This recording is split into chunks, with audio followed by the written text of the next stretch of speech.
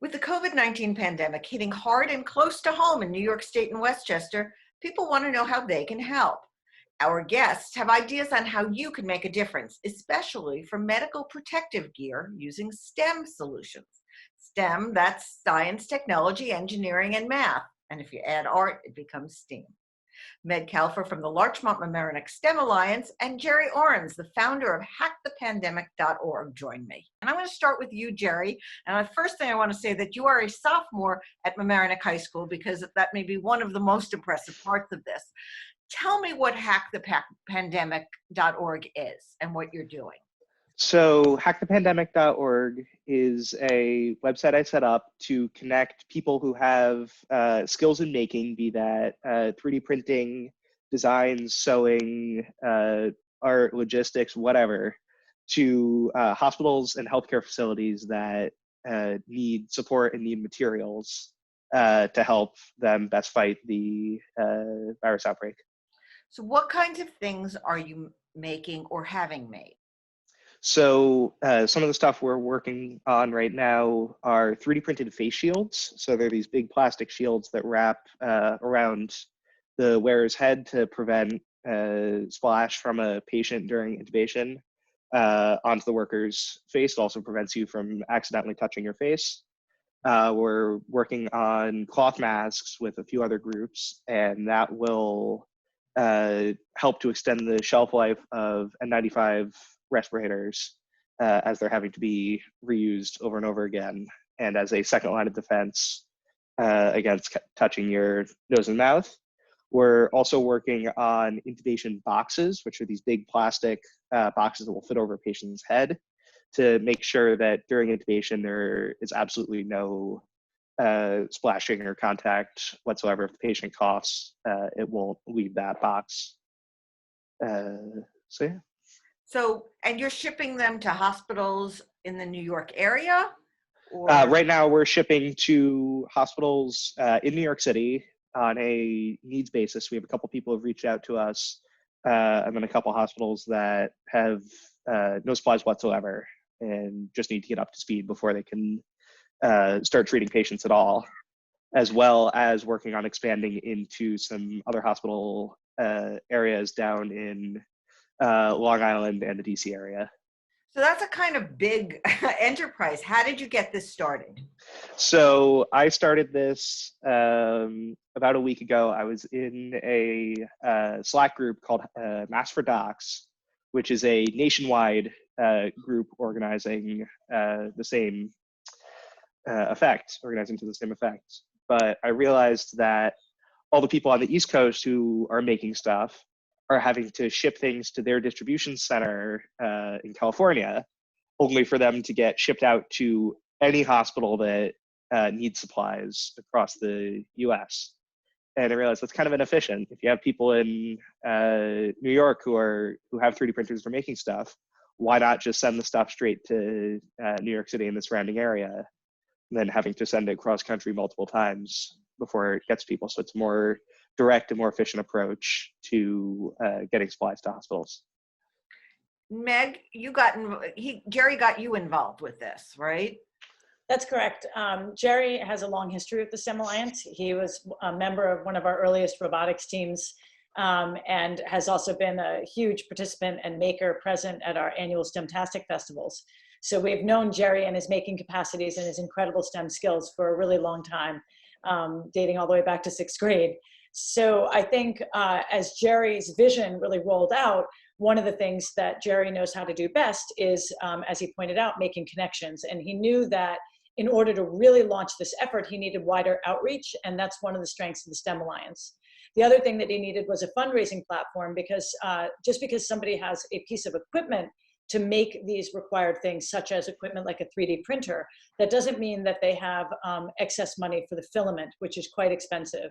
And maybe one of you could explain, because for people who don't know what a 3D printer is and what it prints on, maybe you could explain the filament and, Sure. Yeah, sure. So yes. Either one of you do it.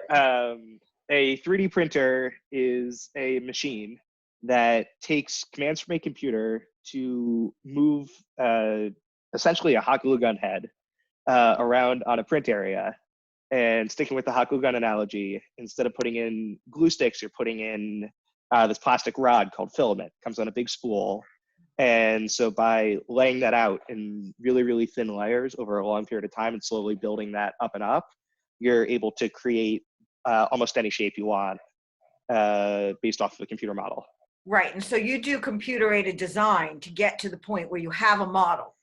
Right. And for people who are getting into this who might not have as much computer design experience as others, these files that we're actually creating, as well as millions and millions of other projects, fun things to print, whatever, are available on websites such as Thingiverse, Tinkercad, and our own website, A Hack the Pandemic, for all of our medical related models.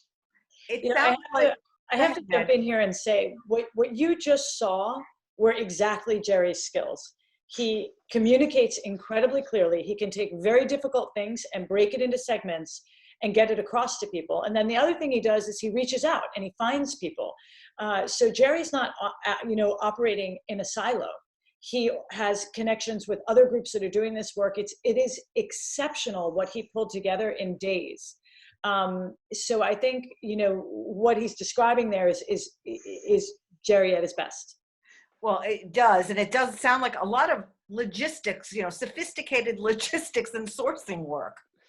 Yeah, so a lot of this I had no experience with. I knew that there were all of these different 3D printing companies and suppliers around the world, but I had pretty much no idea on how to reach out to them and work with them.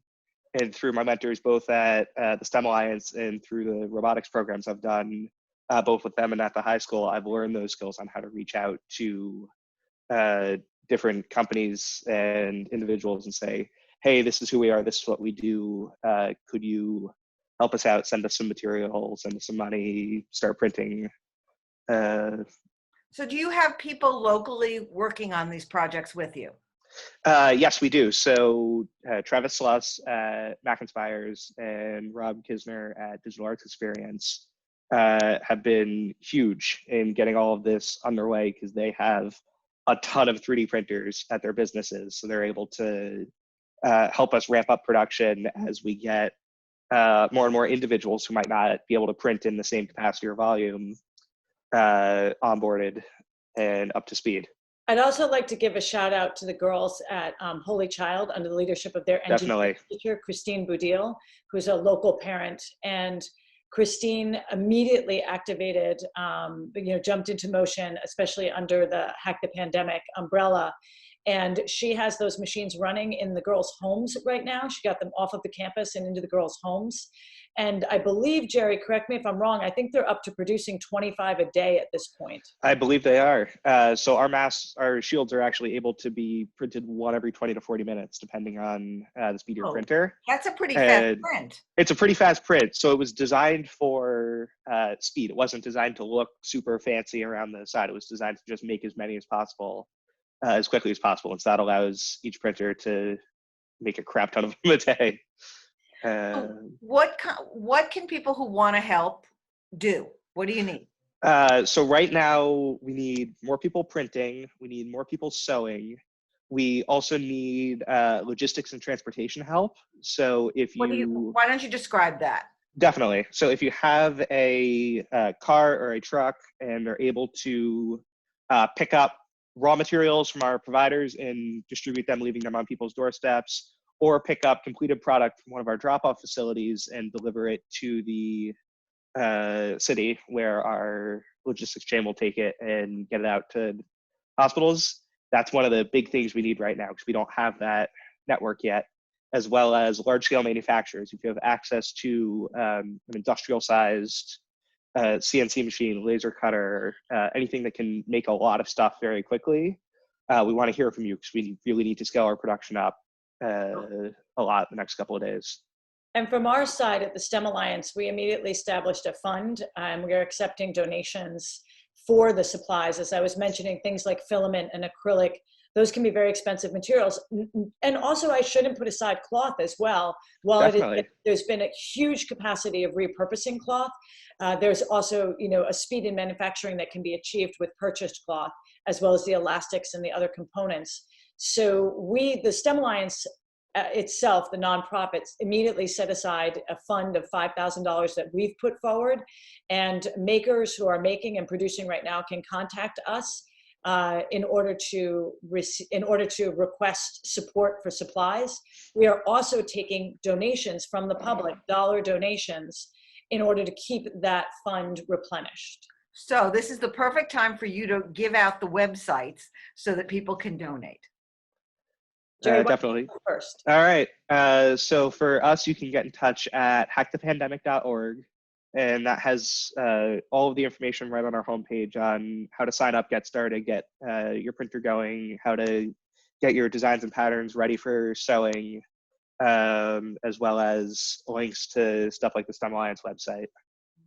And for our side, as Jerry mentioned, you can find us through hackthepandemic.org, but our dedicated website is www.lm, like Larchmont Mamaroneck, so lmstemalliance.org. And there is a menu called STEM Solutions, and all of our COVID response is under STEM Solutions, and you can donate there, find more information about what we're working on. Thank you so much for your time and for what you're doing. I hope this helps you get some more donations and some more assistance. That's Jerry Orans and Meg Kaufer. Thanks again. Have a great day. And Anytime. stay safe. Have a nice day. Stay safe, everybody.